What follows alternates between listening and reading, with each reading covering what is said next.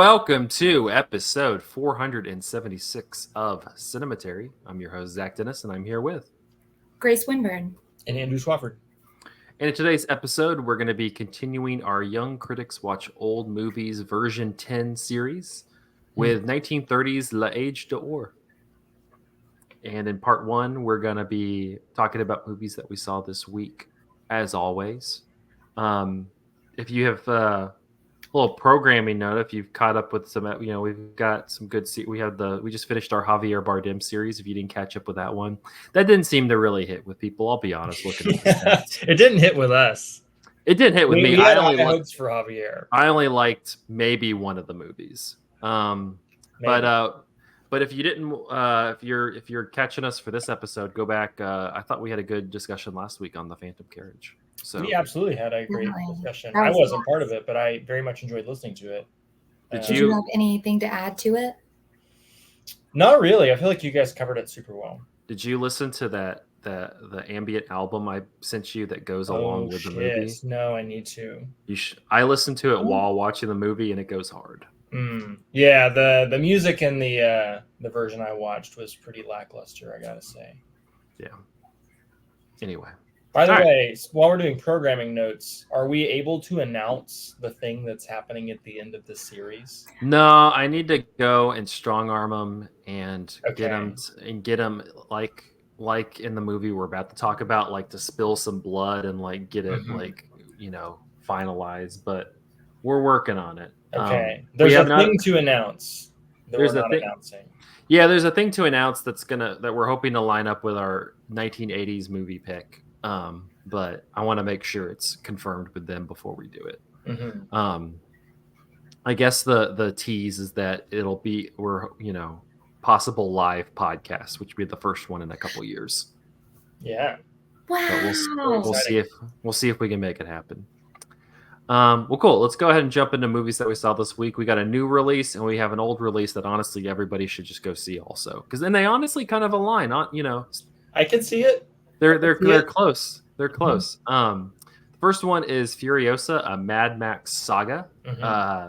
This is the first of the first Mad Max movies since 2016, 2015, 2016's Mad Max. Oh, it's 2014. Hold on. 2014.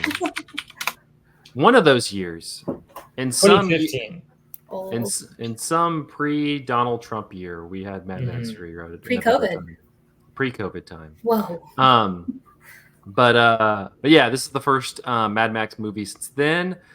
George Miller is back. This one is a prequel, technically, of Fury Road, as this follows the origin story of Furiosa, who was the character in Fury Road played by Charlize Theron. In this one, she's played by Anya Taylor-Joy, but she is joined by Chris Hemsworth. All the boys from Fury Road, Morton Joe's all the back. boys you've loved before. Yeah, Morton Joe's back. Erectus is back. He adds his brother Scrotus. My boy Organic Mechanic is there. We get an origin story about how Organic Mechanic ended up with a Morton Joe. We get all that stuff here in this movie. But this one, it catches up. As the world fell, young Furiosa is snatched from the green place of many mothers and falls into the hands of a great biker horde led by the warlord Dementus. Sweeping through the wasteland, they come across the Citadel presided over by the Immortan Joe. While the two tyrants war for dominance, Furiosa must survive many trials as she puts together the means to find her way home. Yeah, I was thinking about this movie. I saw it last weekend. And I was thinking about just some of the reception. It's been kind of a mixed reception for it. But I was also like Fury Road is definitely one of the best action movies of the past 30 years, possibly in the ranking of all time. I heard a video game critic, Jacob Geller, say that he thought it was the best action movie ever made, and that wasn't even controversial. Yeah, it's one of the greatest action movies ever made.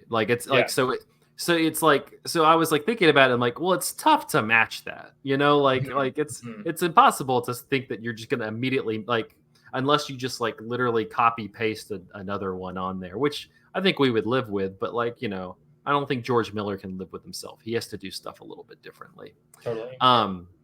And so going in, like, I'd rewatched Fury Road a couple days before. I was like, this shit's amazing. It really is. Like, it just rips. It just rips. Like you just kind of, it was the first time I'd seen it in a couple years too. And it just starts going and you're just like, damn, this is so good.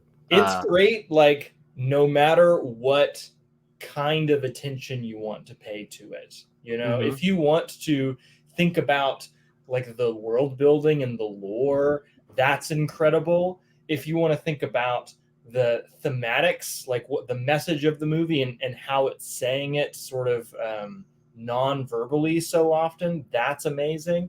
If you want to look at like the stunt work and the physicality of the movie, the crazy action spectacle of it, that is obviously amazing. If you want to look at the cinematography and the direction of the movie, that is amazing.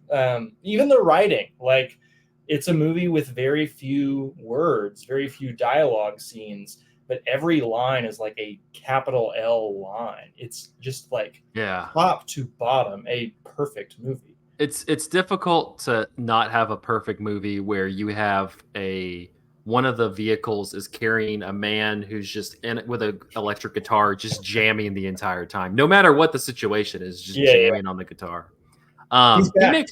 He makes a cameo in this one. I was just like, it's that guy. But this one is definitely, that one is very interested in, like, it's like 90 minutes.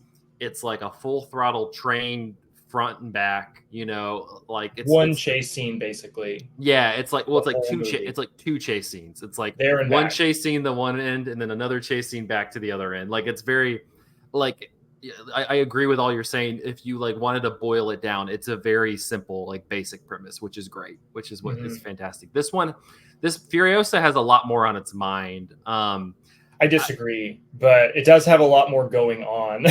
I will agree with that.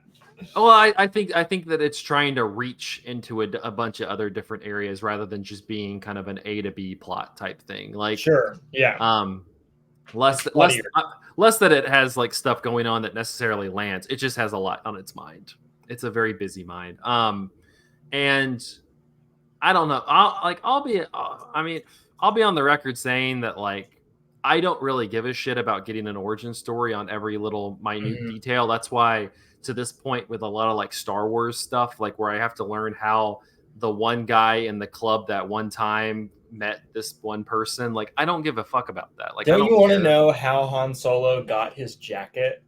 Yeah, like, I don't like that kind of stuff. Like, that kind of stuff. I don't care. Like, you know, what works so well in Fury Road is you don't have a lot of information about any of this stuff. All you know is like their intention and like what they're trying to accomplish. It's all implication. You can like kind of puzzle out in your brain how this woman Furiosa has kind of risen to the ranks of where she's at in this like uber patriarchal society.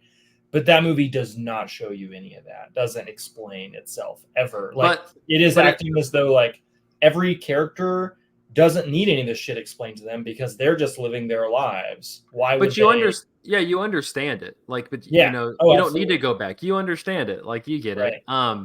And so like that's the kind of thing that holds me back a lot with this movie is it's not Solo, a Star Wars story. It's not that, which I'm glad I've forgotten every part of, but I remember the worst case scenario of what this. But it feels at times very like, this is how this person ended up here. This is how this person ended up here. This is how Furiosa got this. You know, I found myself her arm. Yeah, I found myself near the end of the movie. I'm like, this girl's got 2 arms. She's losing one of them. So when's it happening? You know, and so I think I feel like Anya Taylor-Joy's, like, she does a good job. Chris Hemsworth, kind of the MVP of this movie. He's doing. I agree. Chris Hemsworth is like, every time Chris Hemsworth is not on screen, I'm wondering when Chris Hemsworth is coming back. Yeah, like the dude is like unchained from Marvel and is just like reveling. He's having a hell of a time.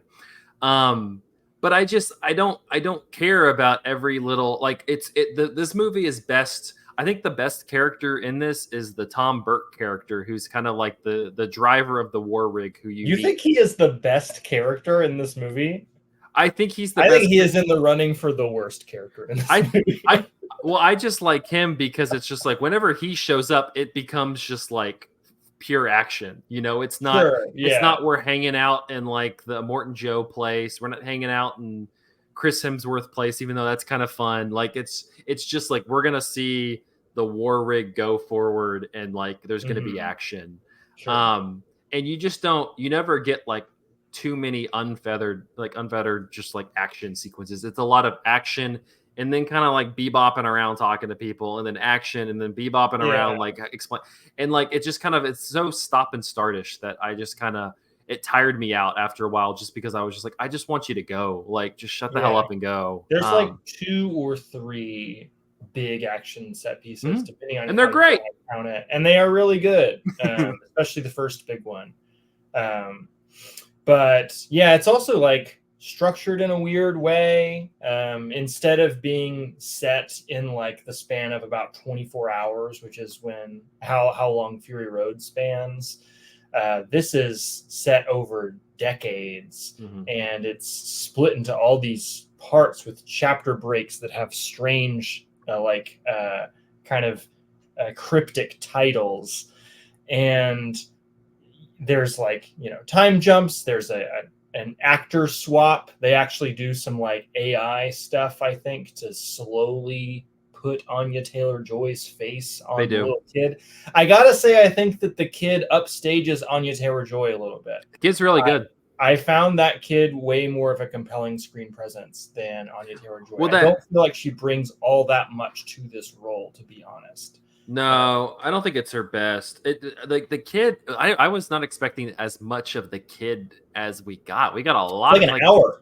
This is, and that's the other thing. This movie's 2.5 hours, which is kind of frustrating. And so like an hour and a half or so is like kid. And then like, honestly, Anya Taylor-Joy's, I feel like in this movie for an hour. Right. You know, like honest, like the first hour of this movie, that's why you like Chris Hemsworth so much, because it's all just him at the beginning and he's just going. And I felt like the stuff with the kid was the only part of the movie where I genuinely didn't know what was going to happen. You know, like this movie opens, as many Mad Max movies do, like completely untethered from the rest of the chronology. I know there's a character named Furiosa, but it's telling a totally different story about her getting kidnapped and her mom kind of stealing motorcycles and going off to rescue her. That is, I think, maybe the strongest bit of the movie for me. And then you get this long stretch of time where the kid is basically being held prisoner by Chris Hemsworth and his like mercenary band of bikers. And you're just like seeing her witness the shit that these guys get up to. And the shit that these guys get up to is like really interesting and unique in the way that kind of like the anthropological side of Fury Road was. Like so much of the like pleasure of that movie is just like watching this very strange culture and trying to figure out how they work. And I think he's really fun because like he knows all these big words, but he's also kind of a dumbass. And so like a historian on staff. Well, no, it's not a historian. It's the history man. The history man. Yeah. Who's also kind of the narrator of the movie. He has a little opening monologue, but I love the history man. One of my favorite characters easily. Love him like defining words for Chris Hemsworth and then Chris Hemsworth not knowing the words that were in the definition and needing those defined too. But yeah, once we jump into the future and it's Anya Taylor-Joy as Furiosa, it's kind of just doing the Han Solo thing of like, let's see how this person got their job. Let's see how she lost her arm. We do kind of go to some places that in the original Fury Road, you're very like tantalized by the fact that you don't get to go there. Like you don't get to go to Gastown. You don't get to go to the Bullet Farm.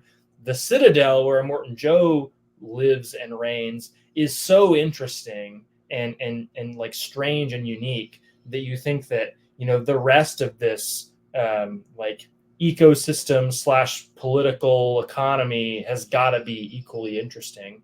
And so I was really stoked to hear that there was going to be like actual scenes taking place in those locations, but there's not really a lot to it. I wish you got to explore it a little bit more. You have like a brief scene where, because you have like up in the cliffs where like Immortan Joe and his folks are, and then you have like on the ground level the like the kind of like poor, like the poorest of poor, who are just kind of there looking for scraps of water and such. And you spend a little bit of time down there. That shit's cool. I wish we had more time in there. Yeah, but you don't really get to explore the Citadel as much, and you just don't like. She's allegedly like moving up the ranks, but like it feels so like you don't really feel that tangibly. It's just kind of like, yep, she's going up the ranks, and we're kind of told that. But there's also never any sort of like engagement with her gender and how that like affects her ability to rise up the ranks. She disguises herself as a boy for a little while, but eventually that disguise falls away, and we just don't talk about that. Well, it doesn't really happen in this I guess it's implied that she, survived the giant war rig attack sequence, like that kind of. But again, it's never really engaged with. It's just kind of, it's like, she's going to be at the top of the pile because of Fury Road. That's where she is, So I don't I can't totally hate this thing, because George Miller is a wild man, and he sure has some visions, even if they don't always land. And a lot of the action sequence you get in this is 50 times better than you're going to get in your average Hollywood movie. Like, this is going to be better than Godzilla X Kong or whatever the hell that was, and things like that. Like, this is awesome. But it's just kind of, it's tough because I think you kind of come into it with such astronomical expectations. I'll be curious. I know I'll rewatch it at some point. I'll be curious what a rewatch does when you kind of have a better sense of when you're looking at the movie as this movie rather than you're looking at it as a follow-up to Fury Road. Yeah, I mean that's kind of my main gripe with it. I don't feel like it has its own identity. It's so tethered to Fury Road. Almost everything in here, just kind of seeks to explain how something in Fury Road got to where it was, and it just kind of feels like a pale imitation of Fury Road. It sort of demystifies that movie in a way that I'm not going to say takes away from it. I think you can still go back and rewatch Fury Road to your heart's content and be amazed and dazzled by it in the way that you kind of can't help but be. But I just don't think that many of the things that got explained here needed to be explained here. And I wish this movie was completely doing its own thing. Like all three of the Mad Max movies preceding Fury Road are very different from one another. And I wish this was even more different from Fury Road. And you have some really great action set pieces. I would be surprised if we didn't get that. But at the end of this movie, it ends with like a little clip show of some of the best parts of Fury Road. It does. And I was like, I want to go watch Fury Road now. Man, I wish I was watching Fury Road instead of this. Like, I don't think that the action sequences here like top anything that we see in Fury Road. Why try? Why like give them so much focus? I did like, my favorite action sequence was when they're driving the war rig for the first time to I forgot where they're going. It doesn't matter. And they get attacked by like the offsect of Chris Hemsworth, the whatever, I forgot, Octo Knight or whatever, with the black horns and stuff. Like, and they get attacked, and you have like the parasailing people and stuff like that. It's awesome. It's great. You have like the war boys and that was the other thing, is you have the war boys in this, and like rewatching Fury Road, Nicholas Hoult, kind of his performance, it's not nearly like the top performance, but it's like a very nice like middle ground performance in that to just kind of offer something different. And the war boys in this just have absolutely no personality. They're just none of them are characters. They're just a mass of war boys. Yeah. And it feels like in Fury Road, like even the really small characters have some sort of unique personality to them. Like Nicholas Holt's character Nux is a great example, but also like Nux's brother, who like doesn't get to go on the journey that Nux goes on, but is really stoked that he has Mad Max's boot. And he thinks that like that's going to give him some sort of clout that's going to help him climb this hierarchy that he's living in. And you can really get a sense of like the personality differences between these two war boys. And I feel like you don't get a whole lot of that in Furiosa. Like going back to Tom Burke's character, who is this guy? He is a guy. It's like, what if there was a guy? He's just a guy who drives the war rig, and he's not a total monster. So Furiosa kind of falls in love with him, ? That's really underexplored, underdeveloped. I didn't need her to fall in love with him. I just want like this is your friend who you drive your cool war rig with. Like that's all you need. Do road war together. Yeah, and honestly, do more of that because that's fun. I don't need him reflecting on what his parents did and how he needs to like redeem them. I don't care. Did he reflect on what his parents did? I don't remember that at all. Yeah, they had some whole scene, and I was just like, just drive the war rig. Man, come on. I don't know. At the same time, it's I call it the Star Warsification. We have to explain the origin story. Like, why? Let me ask this to the masses: why do you need to know every single detail about every little thing? Who cares half the time? Like, why do I care about this? To not know and to wonder about. It's way better. It's so much better. I don't need to know about this little oddball you run into on this one planet. Like, let the little oddball live. Like, I don't need to know their story. It's for the people without imagination, so that it's all told to them, so they can't wonder, they can't make it up themselves. It's for them. Yeah, but they just shouldn't be allowed. Is what my solution to that is they shouldn't be allowed. Or you don't even have to have imagination. Just be like, cool, nice, that person, nice, the doof warrior. That guy's cool. Yeah, I came to that understanding while watching Game of Thrones. I can't name you one damn character in that. It's like it's that dude, it's that lady, it's this monster.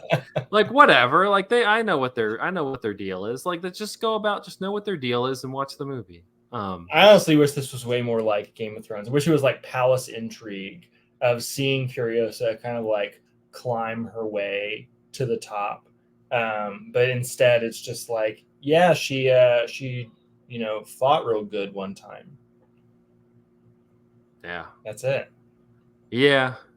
I like Anya Taylor-Joy, but I feel like a little bit she's just kind of like coasting in some of these roles. Like I'll be curious to see, because she's supposed to be in the next Dune movie, because she's previewed in the second movie. She plays a very interesting character. I'll be curious to see how. I like her a lot, but I think she's been getting in some of these movies, and it's just kind of like she didn't really do much in it. She just kind of is there. And this is more like the kind of like big movies, not like some of her like more like middle road movies that she's also done at the same time. But she's definitely switched lanes. She's not doing a movie like Thoroughbreds. I guess unless Robert Eggers calls, because she's going to be in his Nosferatu. She's going to be in Nosferatu. I know that she'll give us a good Robert Eggers. When Robbie Eggers calls, she's like, Witch, Northman, Nosferatu, I'm there. Yeah. Well, cool. Furiosa, it's in theaters now. I mean, looking at the slate of movies we have right now, like, what are you gonna like? If you're looking like, I want to go to the movies, go see Furiosa. What are you gonna see? Garfield with Chris Pratt? Didn't Garfield beat Furiosa in the ratings? It probably did. I know that Furiosa has tanked in terms it hasn't done how much money it costs to make. Which kills me, because I'm like, I really want like just a like Tom Hardy Mad Max thing again. Like I want another one of those, and I'm like, I swear to God, if this tanked it because we had to do a origin story. Well, apparently there is another one coming out. I heard that there's like a couple of like graphic novels or something, and one of them is about Furiosa's backstory, and one of them is about Immortan Joe's backstory. I really hope we don't get an Immortan Joe movie. Why did we just have a movie? Like, why did we just read the graphic novel then? Why did we have to? Whatever, man. It's fine. Furiosa sits in theaters now. Let's talk about a way better movie and toss it over to Grace. Sure. So I watched Stagecoach, John Ford's Stagecoach from the Mad Max of the 1930s. Honestly, the Road Warriors. So this was on my list for Young Critics Watch. This was my pick for the 30s. I find Westerns to be a blind spot in my film history. So anything I can do to fill that in, which is why, of course, you guys do this Young Critics Watch series. Also, I have this knack for picking out movies that you guys have already done. But this is the last Young Critics Watch. So, from the 1st to the 10th, maybe we could look at this as more of a retrospective on Stagecoach. So if you guys remember... You said that, and we told you. I looked it up. Episode 48 is when we talked about Stagecoach. We're on episode 476. You're good to go. We're good to go. I remember the part when John Wayne spins his gun around. Wow. And what an entrance. So I could start there. Absolutely. Like, Ford knows how to introduce a movie star. And so I have here, for those that are watching on our YouTube, I have my John Wayne cut out. He's relaxing against the wall behind me. And honestly, he's larger than life. And I get it. He's doing a little pelvic thrust. It's the way that it's the cardboard. He can't help it. Like, he got excited after watching La Age d'Or, and he's just feeling it, Yeah, I mean, he's just really, he's crowding me, I'll say. But I just wanted to have him here for some emotional support and to give the Duke his flowers. So for Westerns, I've seen The Man Who Shot Liberty Valance. I've seen The Searchers. So I've seen his big 2, but now I guess this is his big 3 with Stagecoach. So at this point, I was reading, and it seemed as though Westerns were sort of starting to fall. This attitude or mentality of, if you've seen one, you've seen them all. So how do you make something that stands out from all the other Westerns that have come before it?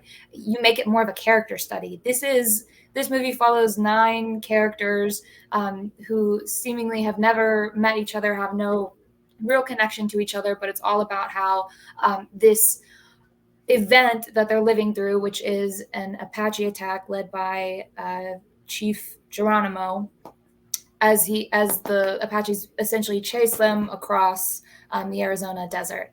It's man versus wild. It's man versus man versus Native American. And this is also like hugely patriotic, of course. There's this like rallying cry of rah, rah, USA.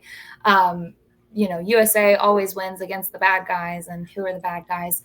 The Native Americans. So then there's also this glaring racism that is really hard to overlook with our 2024 4 eyes. So it's... but all of that aside, this still just thrilled me. I was hooting and hollering. I was also swooning. Oh my God, John Wayne looked amazing. He's a hottie. He's so attractive in this, and he's just so well lit. I like the eye that Ford has for like lighting and contrast. There's a lot of shadows in this, and how do you light the desert? Where's the light come from? And especially with the lantern light, how that all casts shadows and black and white. And it's in black and white. I mean, what is it? My friend Janine said that color film should have never been invented because black and white is just so much prettier. It's just so much nicer to look at. But watching these characters, we have a drunk, a coward, a thief, a dandy, a uppity society woman, a whore with a heart of gold, and an outlaw, Ringo the Kid. This was 2024. We would have origin story movies of all those characters. And I'd probably watch. I don't know. How did the drunk become a drunk? Yeah. Well, this does a really great job for those with no imagination, as I said earlier with Furiosa, of giving just little bits of everyone's background, and it's just sprinkled throughout. For example, the drunk, Doc Boone, he's the town doctor, but he doesn't have a steady hand, of course, because he has to drink. He makes note of how he was honorably discharged from the Union Army after the War of the Rebellion. And then there's another character, this dandy, this gambler, this rounder, who sits up straight and says, "No, sir, that's the War of Southern Confederacy." So immediately, like, we see that conflict. The social hierarchy is established within this small stagecoach, this tiny little community, and there's some tension there. But that's two characters whose background is just handed to us on a silver platter through conversation, casual conversation, not through just meandering origin stories. Well, you also have like such. I'm looking again. Like you mentioned, Doc Boone. That's Thomas Mitchell. Great fucking actor. He's such a good actor. You have like Andy Devine as Buck. You have John Carradine. You have John Carradine in this. Like, you just have good actors. Like, they're all really good at doing exactly that. Of going, hey, this is my one line of personality, but I'm going to make you feel for me. But they deliver so well. I mean, this is Hollywood studio system in the 30s. It's a star-making machine. It's fabulous. Mm-hmm. I really loved every second of it. The big push for me was the romance. I was swooning. As Claire Trevor, she's the whore with the heart of gold, and she's treated with some shred of kindness and decency from an outlaw. You know, he's supposed to be the bad guy, and he stands up for her at every turn. That was very romantic. That was very heroic, very chivalric. And it, you know, let me drop in that $5 word. It was very Chris Hemsworth here. It was, well, I know what I'm talking about, but it was very charming in that, and it held up, and it held up very well to me. That romance didn't feel shoehorned in. It felt very organic to watch these characters grow as the forces around them force them to grow. There is the one character, John Carradine, who does not grow. I mean, he's the dandy. There's this moment of weakness, this moment of cowardice, and he suffers for it. This movie also takes a fabulous turn. It's funny and romantic and a Western, but then the violence, it changes on a dime, and suddenly it's a gory, bloody shootout as the Apaches attack the stagecoach. They make it miraculously with the help of the cavalry. The rallying cry of the bugle announces the headfirst charge of the soldiers. And I was kind of pumping my fist. I was like, yeah, okay, they're going to be okay. Of course they would be. The movie would be over if they all died in the shootout, and that might be a little bit of a letdown. Yeah, you got Yakima Canutt in this also. He's crawling under the horse and stuff. The stunts in this are unbelievable. The jumping from horse to horse to catch the reins. At the very end, the shootout where John Wayne dives to, win, to shoot against that Clemens boy, his nemesis. And it's so interesting. It all ends there. Like, that's that moment of justice, that eye for eye. It ends there. And then the two outcasts who have found community with each other, Dallas and Ringo, they get to ride off into the sunset, and they get to have their happily ever after, which is that's how I want it to end. I don't want anything bad to happen to them anymore. Let them be happy and let them be in love. They are each other's home, and they look out for each other in a way that nobody else in this society would. And it's very endearing. And I'm a sucker. I'm a sentimental sucker and a sap, and I like a romance in my Western. A little bit of Western with my romance, I should say. Yeah, amazing movie. I've seen multiple times since episode 48 where we talked about it. I don't remember a thing we said that episode. I'll definitely be watching this again. This is totally like Western with a W. There's all these newer takes on Westerns that we get. Like, I always think, like, most recently, well, not most recently, but I mean, Furiosa, Mad Max, isn't that a Western? And then Logan, that's a Western. And this like neo-Western, it has all the trappings of, man versus nature, this unforgiving, inhospitable land. And what's the last straightforward Western we've gotten in theaters? Hateful Eight, or Magnificent Seven. I don't know. I guess there was the Magnificent Seven remake. Yeah. Yeah. I think you probably find them a little bit more on like TV and things like that. Like Bonanza. Yeah. Bonanza. No, It's, like it's so recognizable. It's iconic and definitely worth the watch. It's like, how do you pick out from just this sea of westerns a single drop in the bucket? Yeah, I mean, honestly, I would say like it's not historically like set in a period where you would call it a straight western, but something like Hell or High Water with Chris Pine and Ben Foster is like a straight western. Yeah, that's a great one. It's a good movie. Yeah, this one is good. You know, it's that's why I'm glad we talked about Stagecoach with a Mad Max movie, because I think people brought up Stagecoach a lot with Fury Road. It's a very like A to B plot movie. Like there's not a lot like if you kind of narrow it down, it's very like we're just trying to get from point A to point B with action happening in between. And it's a very similarly structured movie where you get a little bit of character, then it's action, then you get like they stop, you get more character, and then it's action. And it has that long sequence at the end of it. I don't know. I don't know why. I'll be honest. I don't know why we don't realize that this is all we want in a movie, especially an action movie. I just want A to B. There's action in between. Like why? Like why do we have to complicate things? That's my reinvent the wheel, I guess. Yeah, it's just like, no, I know it better. No, you don't. John Ford figured it out in 1930. Like, just shut the fuck up. just make a good action movie. Well, they don't make any more John Waynes. Do we have another like smoldering star? I think man, are there any real men anymore? I think Chris Pratt. They don't make them like this anymore. Chris Pratt's pretty Republican. I mean, he might fit. Oh. That's definitely what he's going fold for. Up? Can I, does he fold up and travel well? Like he can go in a warp pipe. He folds, yeah.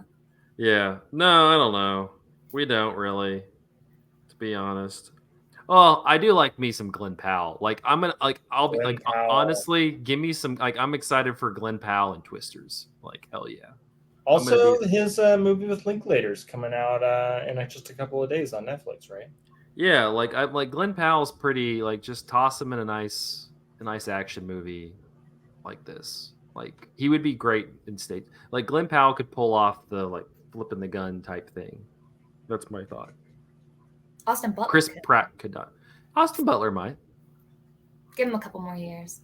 Austin Butler's got to like do some normal stuff. He's been kind of weird lately. Just be a normal person a couple times, Austin. Like you don't. No, I want him to have another accent. I want him to talk in that like choppy drawl. That I am excited for the movie. The biker movie he's doing that Jeff Nichols is directing, and it's him and Tom Hardy. Tom Hardy's doing a really weird voice in that movie. He sounds like that's what he does. James Dean or something. I saw somebody tweet today that it's funny they're like, it's funny that Tom Hardy like could have been like the action star of the generation, and he selected Venom as the franchise where he gets to do not one but two strange accents in it. He just wants to do voices. The dude just wants to do voices. I love it. All right, we're gonna take a short break, and then we're gonna try to talk about L'Age d'Or, which I'm not even gonna preface with any like hints. It's a trip. After this break.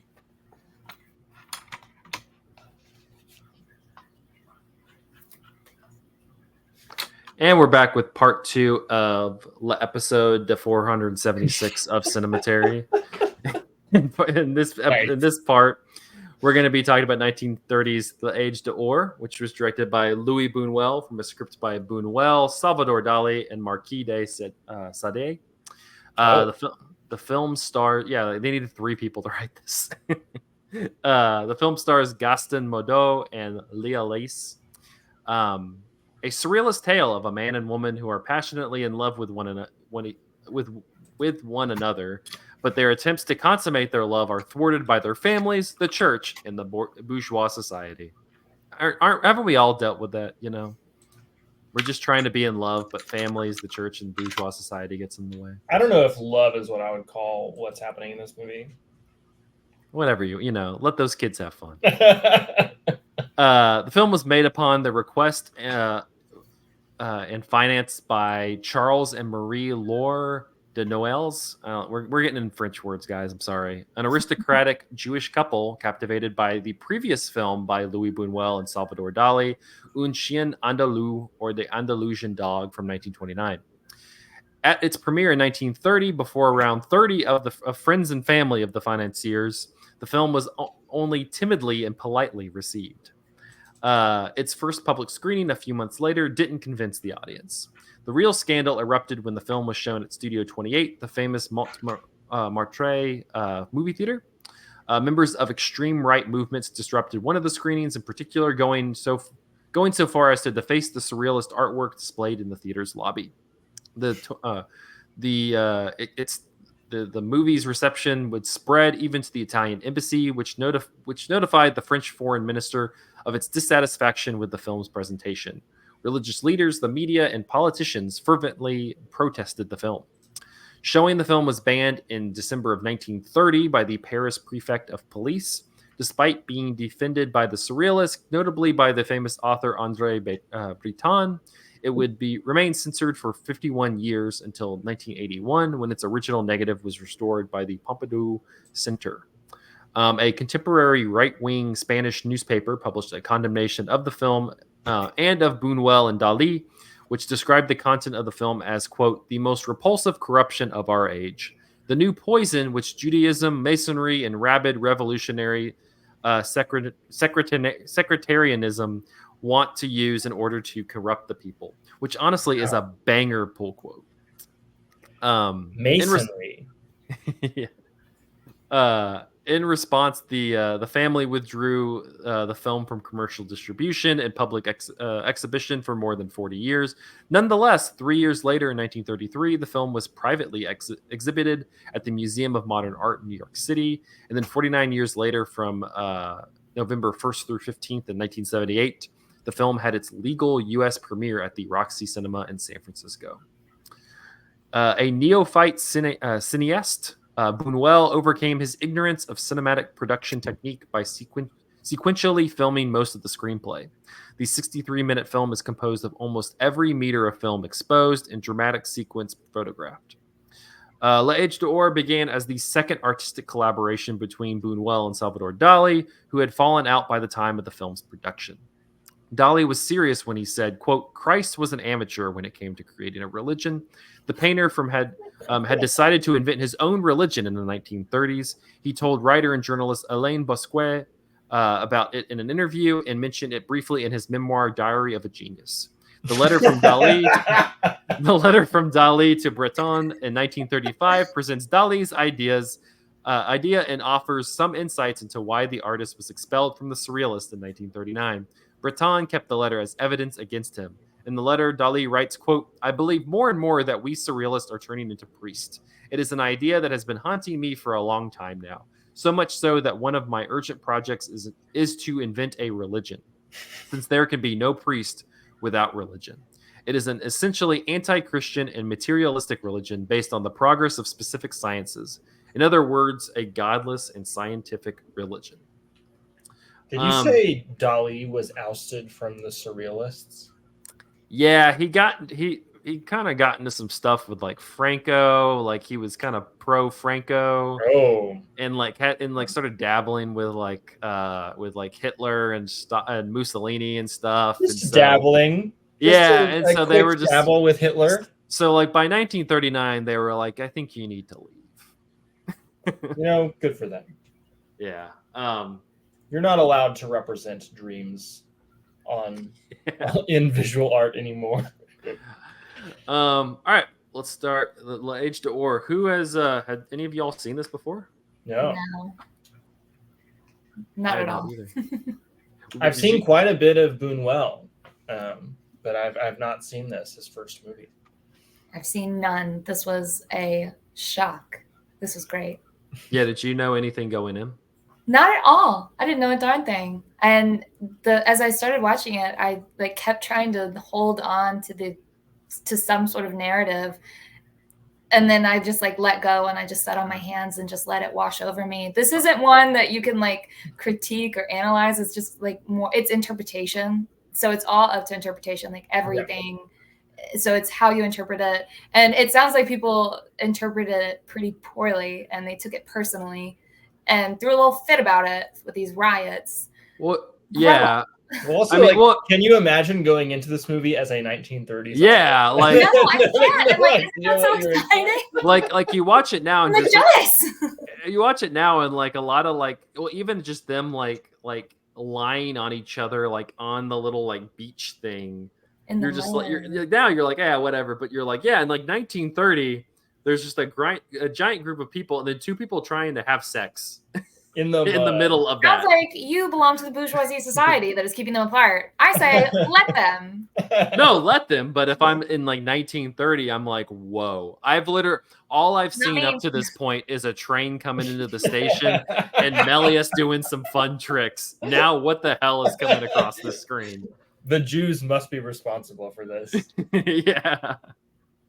Guys. That's what the guy said. That's what they said. I'm not saying anything disparaging about the Jews. That's what Dalí said when he was dabbling with Hitler. No, that's probably what Dalí said. That's probably what Dalí said. Yeah, no, the guy, what the person who said that it was the most repulsive corruption of our age, the new poison which Judaism, Masonry, and rabid revolutionary sectarianism want to use in order to corrupt the people. The Jews and the Masons want people sucking each other's toes. Mm-hmm. That was romantic. You know, I'm fans. So trying to kind of like give at least a bit of a path for people who haven't seen this, which you should try to like summarize it. Well, so it starts out with like this brief documentary about scorpions. Yes, I was so excited to talk about the scorpion part. Yeah, you have a brief documentary. It's just a brief one about scorpions. And then that opens into a series of like vignettes, which are like kind of like there's a point that connects each point from like 1 to 2. Well, but overall they're not connected. And the next scene, it just says sometime later. Yeah. And then all of a sudden there's like a guy on the edge of like a seaside cliff looking at a bunch of like inexplicable clergymen just like hanging out. Well, see, I thought that they were doing. I thought that because the scorpion kills the rat in the documentary, and so I thought the clergymen were like serving the rites to the rat, which cracked me up. That would be funny. Which I found to be really that's what I assumed. But yeah, it's like so. Then after that, you have like the central characters of this man and this woman who all they want to do is have sex. So is the woman who is having sex with a dude in the mud the same woman that we see in like the last half of this movie? I think so. Okay. Yeah. I think it's you don't really get a good look at her. They break up after they have to be broken apart in the mud when they're having sex, and then they're like, go your separate ways. Because remember, like she goes somewhere and they like are walking around with him, and then he like punches the blind guy and takes his car. You know that part. We're skipping over some important detail here. There's something about there seems to be some sort of war that has like left some soldiers just completely exhausted, and they climb a mountain. Then these Mallorcans come over on some ships. This is so fun. Like we're getting everybody's different interpretations. There's an absurd number of people who get off these ships. It doesn't make any sense how they all. I guess that's the invasion. I mean, it felt very invasive and then like sort of colonizing because some figures look like just regular people. Some have some sort of a uniform, so it's like society coming over. And then as society is coming over, they stand in front of this square, and that to me just read immediately like Plymouth, and I was like, oh, okay. Yeah. And then they have a quick fan cam for Rome. Yes, and they're just like Rome. Oh, they refer to it as the Vatican. What is the line? I wrote it down. Imperial Rome referred to as the mistress of the pagan world, turned secular seat of the church. Great line. Mm-hmm. Yeah, but before what you just described, Zach, with like the guy kicking a blind dude and stealing his taxi. Great.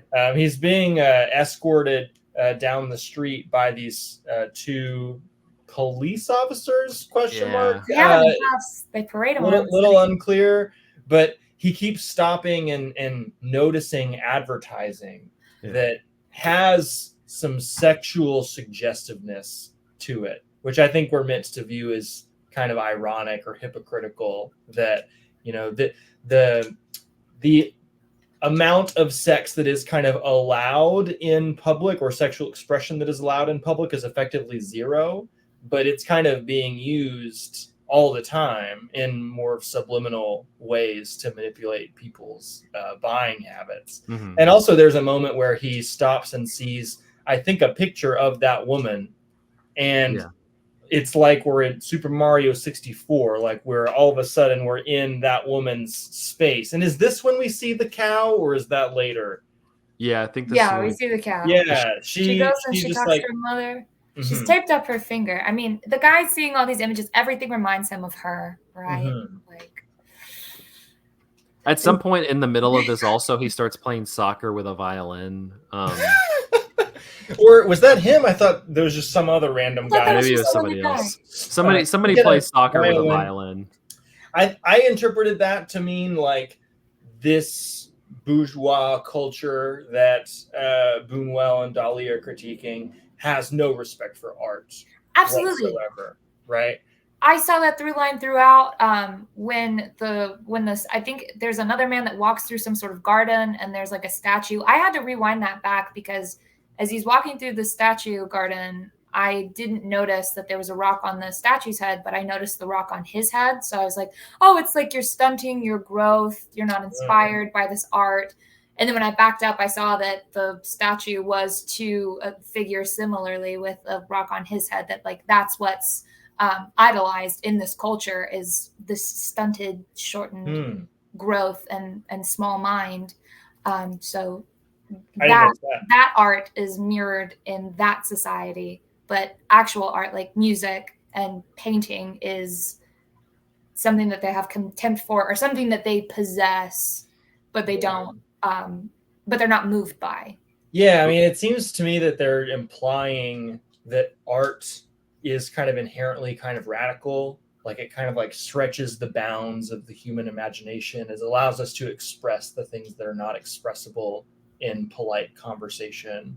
And so, of course, this culture has no respect for art. It serves as a threat, right? Two are together. Yeah, the two are linked. Yeah.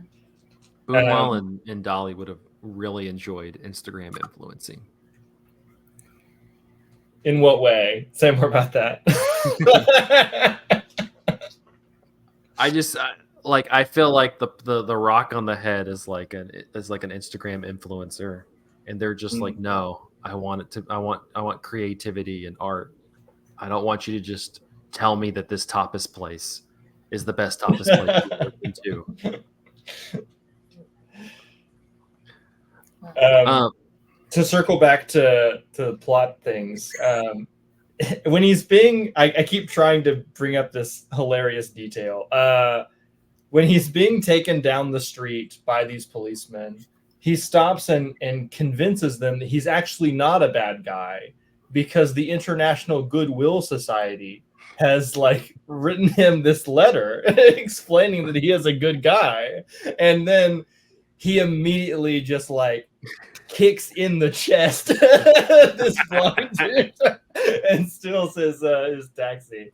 It's his diplomatic immunity. Yeah. Some piece of paper dictates that he can do no wrong. So this is words kind have of no meaning. It's somewhat hard for me to view this as like, you know, this guy has these artistic and sexual desires that he should be able to express, and you know, it's just bad society that's holding him back, because he is bad too, right? He's not a good person. What, the guy who a few scenes later shoots somebody? Yeah, I don't think he's a.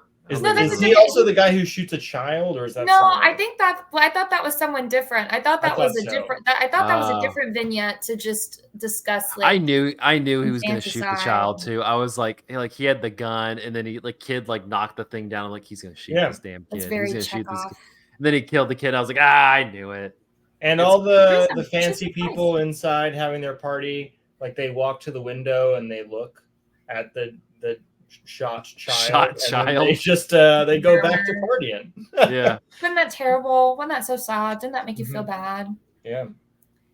They'll comment on what's happening outside their own kinda windows, laughed but a what's little happening bit. inside their house is a fire, and Oh my god, maid is dead, and she that was screams. maybe the part that made me laugh the hardest is when there's like this burst of flame comes from another room, and then like people just kind of like shuffle 5 feet to the left. I don't know. The drop kicking the blind person really got me. I'll be honest. That was good. That gave me a good laugh. And the cow. We kind of skimmed over the cow. The cow's pretty great. When we get this little, interstitial moment of the woman, as she's credited on Letterboxd, in her own space, she talks to her mom, like Grace said, but then she goes into her bedroom and there's just like a cow sitting in her bed. That she like shoos away. That has a little like hat and stuff on. I have no idea what to make of this. Don't have a cow. I really won't say that. Yeah. No, there's just like some taboo thing in her bed. Like, I mean, if we just keep going, like there you go. I can see it. Yeah. I don't know. It's just naturally just funny to have her talking to the cow and be like, no, go get out of here, cow. What are you doing? Do you feel like that's happened before? Like, not again. Yes. No, cow, get out of here. Not this time, not tonight. I'll be honest, I didn't come up with a very like intelligent reading of that. I just found it entertaining that she was shooing the cow out of the room. Yeah. I was like, that's just funny. That's a good bit.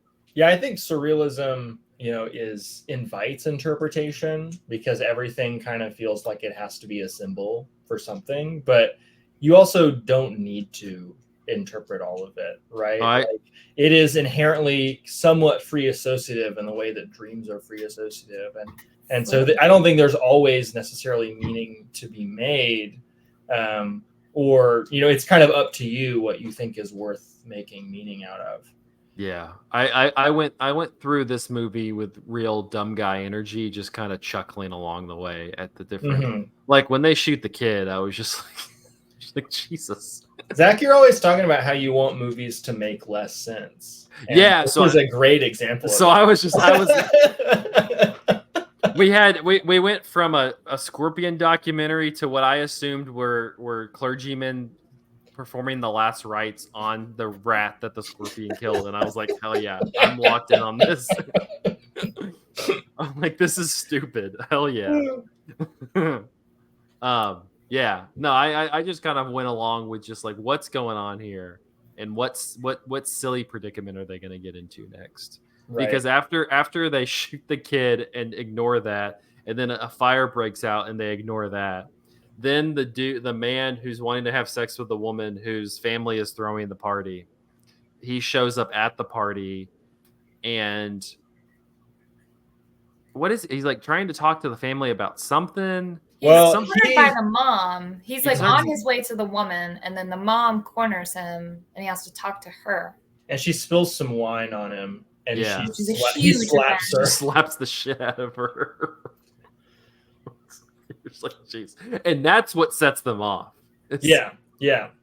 Out of the 3 events, the shooting the kid, the fire in the kitchen, the slapping the matriarch of this rich family is what sets off the party. Right. Because what we actually care about is like politeness and also hierarchy, right? Yeah. Like if it was maybe the lady of the house who died in this house fire, we might not have had such a blasé reaction to it, but it's the help, so who gives a shit?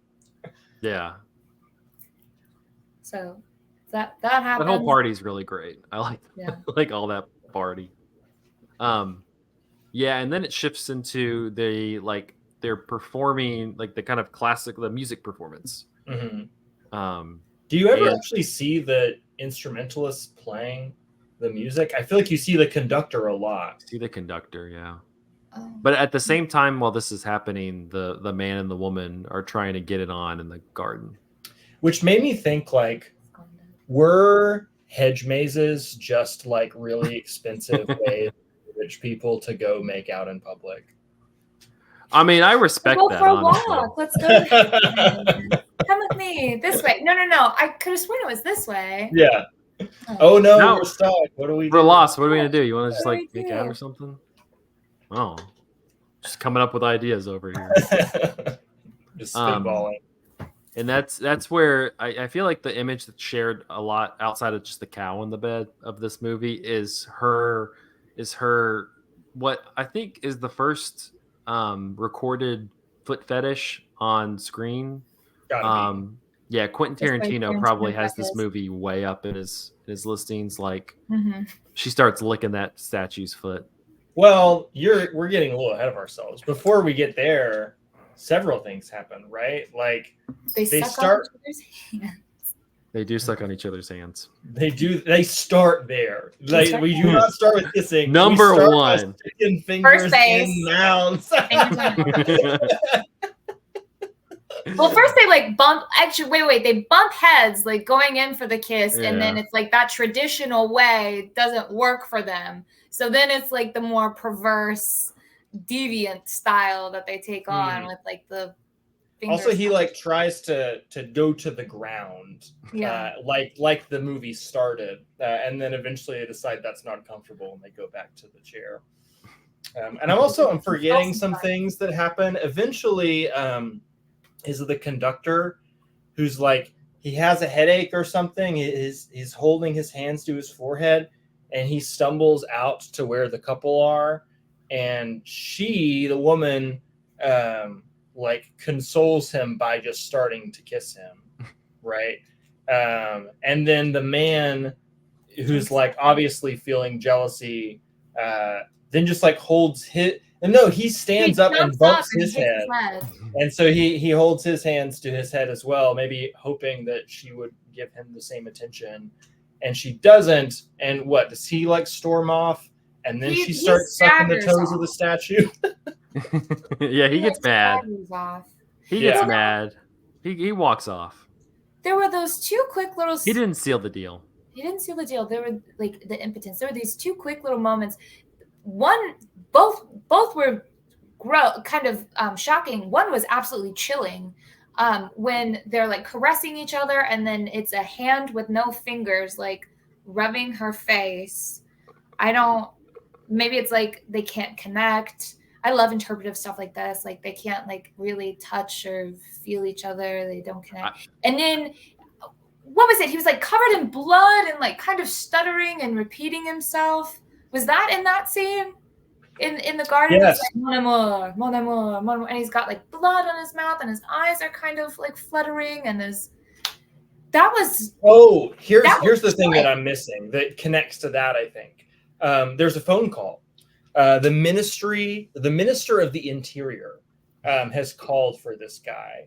And so he goes and he answers the phone, and the minister of interior explains in very vague terms that a lot of innocent women, children, and elderly people have been killed.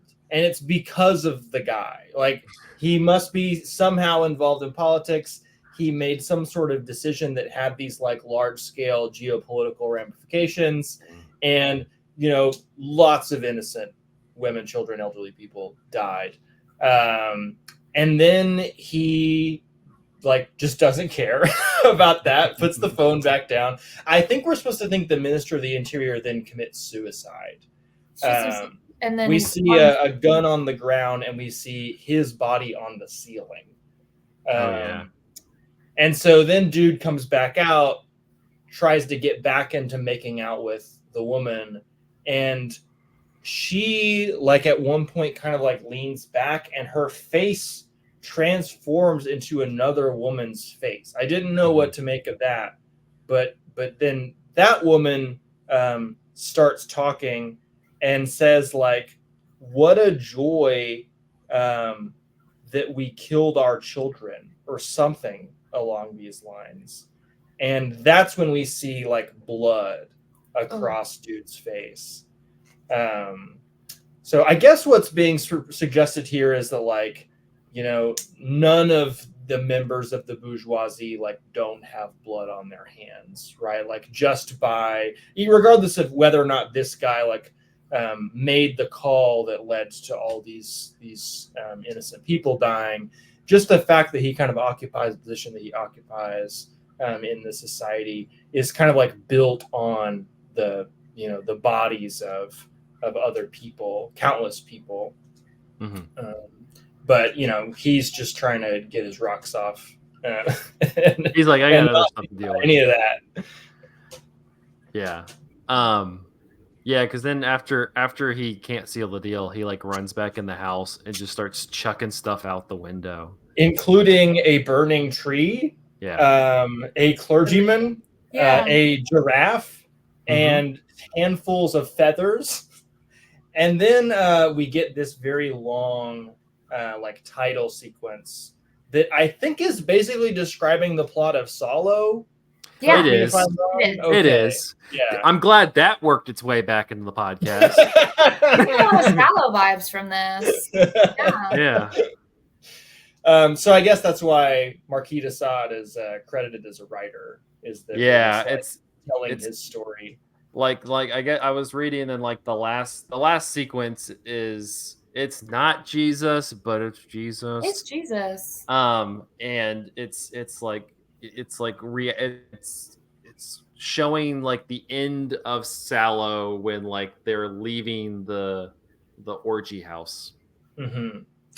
But then they turn around because it's like one is left. Like I guess it's Jesus and the three wise men, and then the woman like comes out, and Jesus is like, no, go back in the orgy house. And then I'm not done. I missed one. He's like, no, go back in there. And then he comes out without a beard. He just shaved, Mm-hmm. Yeah, and then it has the cross with the scalp with like the women's scalps. Oof. Yeah, so interesting that Dalí would later become a fascist or dabble in fascism. If this movie is like trying to equate the bourgeoisie and historical atrocities committed by fascists. Yeah. So I liked it. I liked it too. I had a lot of fun with this movie. It was a hoot. And like I think that I think it's such a great like example of how Buñuel like handles themes like this in such a like with such a unique sense of humor. I think that it being the story of Salo at the end is a great point of comparison, because that movie is obviously making a very full-throated anti-fascist argument, but it's doing so in like this very literal, very severe, very brutal experience. And Buñuel is trying to make a similar point, but he makes it kind of like whimsically. He's doing it in this free associative way that I think he's one of the big names of film surrealism, but it's not necessarily what most people would associate with surrealism. I think like Dalí is definitely where a lot of people's minds go to, like melting clocks and giant nonsensically large elephants and things like that. Mm-hmm. It's everything just like this swirling psychedelia. But in Buñuel, the surrealism is more about like the lack of cohesion between the elements, right? Like we go from Scorpion documentary to people arriving by boat to et cetera, et cetera, et cetera. Like he's kind of leaving it to the audience to connect the dots between these things, that many of which like on their own don't look all that supernatural or surreal, but that's kind of how our minds like work in dreams too. Like you're not always like flying and seeing like the cosmos or whatever. It's just a lot of kind of mundane things from real life stripped of context and like smashed into each other. The movie, the vignettes are a lot of, wait, how did we get here again? Yeah. Well, But and like I think especially like the conversation between the woman and her mother, they just sort of say some nonsense. She's talking about 12 players, the priest, he plays just as fine. And she says, "Get ready, the Majorcans are ready." And it's not until later that that scene is given any real context with like the musicians playing in the garden. So everything's just completely abstracted of its meaning. This also, I just wanted to say, did this feel like a silent movie to you? Like, I know that this is this is a silent movie. Like, I was really taken aback when there were subtitles on screen and people talking, because there's very few moments of that actually. Yeah. Did y'all watch the like English subtitled, you think, cut on YouTube? I checked it out from the library. I watched it on Canopy. Yeah. And but if this had subtitles for some of it, but other things didn't, like the priests or the clergymen, they're droning on, that had no subtitles, that was just sound. The like words that the official who presides over the rock or like the square speaks, those didn't have subtitles. That got the feeling that that wasn't like a real language. And like any of the sound just felt like punctuation in the silence, like the gunshots, the screams, the repeating these words over and over. Like these words have no meaning. This is like the most silent. This is the most like silent talking film ever I've seen so far, and it almost felt like a rejection of talking films at this point. I mean, this is the 30s, and what's the timeline there? Like, at what point do films kind of as a baseline are all talkies? Because I know Chaplin was still doing some silent stuff in the 30s as well. You probably have a little. You probably have a little while because it's not in Hollywood. I don't know. I don't know when talkies hit like Europe. Can you imagine being the people who were like, I really liked y'all's first movie, Louis Buñuel, Salvador Dalí. Will you make me? If we give you money, can you make another one? And they just crank this thing out, and you're just like, I mean, if you watched Lucien Andalou and decided to give them money to make a feature, you know it's gonna look like this. You know that's what it's gonna be. I just like they're just like but it's just like what did you think they were gonna do? What about these boys did you think? Oh, they're just gonna make like a normal little nice movie. little straight narrative about a man and woman finding love. No, you're gonna have a movie that was censored for decades. What do you think the American audience did when they saw it? Did they get to see it? Well, it premiered at the Roxy. That's what he said. Oh yeah, that's right. Premiered at the Roxy, but that was what did I say again? Was that 79? Yeah, 79. So, and it's in California. Like they were probably stoned out of their minds. Yeah, they're like, oh yeah. This is film. Masons out there. Any final thoughts on L'Age d'Or before we wrap up? I want to just say that if people watched this or didn't watch this, but it sounds interesting, you should watch it. You should also watch more movies by Louis Buñuel. Fantastic filmmaker. The first one I saw was The Exterminating Angel, which is about a very fancy party like the one that we see here. But for some reason, the party guests like are incapable of leaving the room, and they just like go slowly insane about that fact. Also, The Discreet Charm and the Bourgeoisie is great. Also about a bunch of fancy rich people who are like incapable of sitting down and having a meal with one another. And there's like layers upon layers of dreams that like that movie is kind of like nesting its narrative in.